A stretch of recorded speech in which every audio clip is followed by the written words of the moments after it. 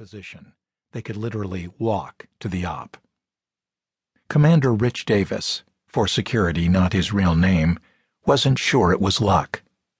As the leader of this unit, he knew how badly his men wanted Al Wazoo.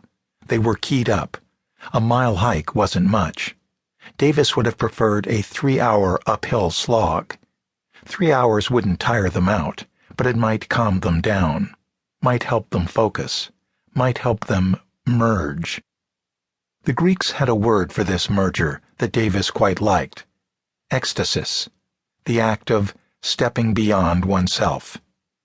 Davis had his own word as well. He called it the switch, the moment they stopped being separate men with lives and wives and things that matter.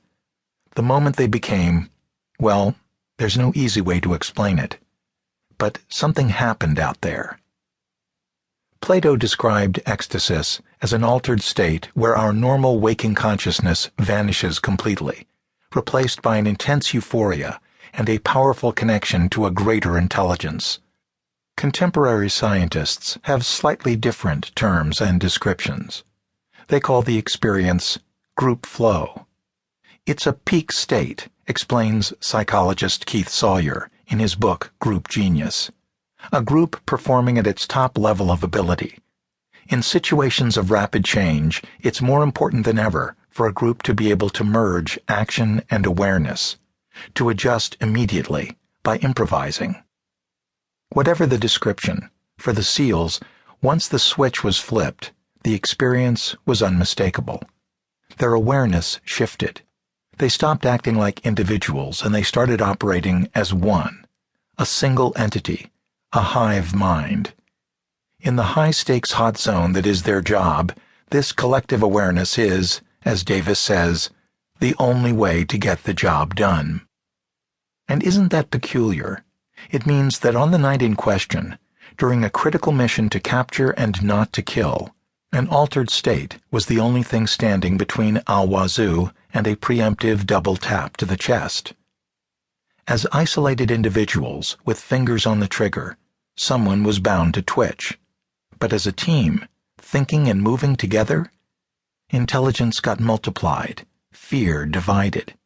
The whole wasn't just greater than the sum of its parts, it was smarter and braver too. So Commander Rich Davis wasn't just hoping they'd flip the switch that evening, he was banking on it. More than any other skill, he explains, SEALs rely on this merger of consciousness. Being able to flip that switch, that's the real secret to being a SEAL. The high cost of ninja assassins. It costs $25,000 to turn an average Joe into a combat-ready U.S. Marine. SEALs, meanwhile, cost a lot more. Estimates for 8 weeks of Navy basic training, 6 months of underwater demolition training, 6 months of advanced skills training, and 18 months of pre-deployment platoon training, that is, what it takes to get a SEAL ready for combat, total out to roughly $500,000 per head, which is to say, the Navy SEALs are among the most expensive collections of warfighters ever assembled. And that's just the cost of training garden variety ninja assassins. Making it to the elite DevGru unit requires first rotating through several other SEAL teams. There are 9 in total. As it costs about $1 million a year to keep a frogman in the field, and these rotations take a couple of years to complete, add roughly another $2.5 million to the tally. Finally, there are additional months of hostage rescue training, which is DevGru's specialty, at somewhere north of $250,000 per. All in, those couple dozen men under Rich Davis's command, the SEAL unit charged with capturing, not killing, Al Wazoo, were an exceptionally well-oiled $85 million machine. So what are U.S. taxpayers getting for their money? A decent place to start is with the job description itself, or rather, the lack of one.